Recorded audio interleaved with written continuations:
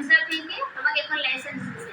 নহ'লে ৰিজাৰ্ভ বেংকৰ এতিয়া আমি ধৰক এতিয়া বেংকত এটা একাউণ্ট খুলিবলৈ গ'লোঁ, একাউণ্ট খুলিবলৈ যোৱাৰ লগে লগে কি হয়, আমাৰ পান কাৰ্ড লাগিব, আধাৰ কাৰ্ড লাগিব বা লোকেলিটি আমি ইয়াৰ মানুহ হয় নে নহয় এনেকৈ লাগিব। তেতিয়াহে আমি কি হয় ৰিজাৰ্ভ বেংক অফ ইণ্ডিয়াৰ মানে আমি এটা একাউণ্ট খুলিব পাৰোঁ। আৰু সেই অথৰিটি আমি যেতিয়া NGO হৈ কাম কৰিব পাৰোঁ ভাৰতবৰ্ষত, আমাক কি কৰিছে এতিয়া ৰিজাৰ্ভ বেংকে এখন চাৰ্টিফিকেট দিছে। আৰু আমি যে NGOত কাম কৰিম, আমি এটা যেতিয়া গোটত সোমাবলৈ হ'লে এতিয়া যে 10,000 টকা দিব, 10,000 টকাটো এনেই নিদিয়ে কাৰোবাক, গোটৰ মেম্বাৰ হ'ব লাগিব, হয় নহয়? গোটৰ মেম্বাৰ নহ'লেতো কাকো পইচা 1 টকাও নিদিয়ে।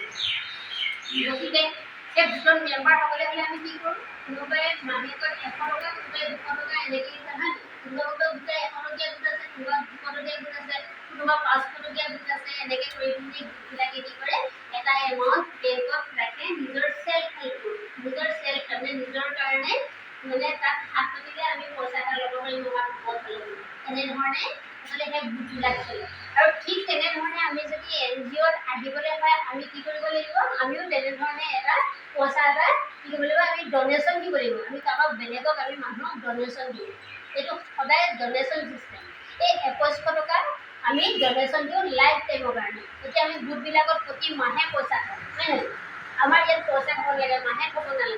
ইয়াত একবাৰে কৰিলে লাইফ টাইমৰ কাৰণে, আপুনি যিমান দিন জীয়াই থাকিব সিমান দিনে ইয়াত আপুনি কি কৰিব পাৰিব, NGOত কাম কৰি দিব পাৰিব।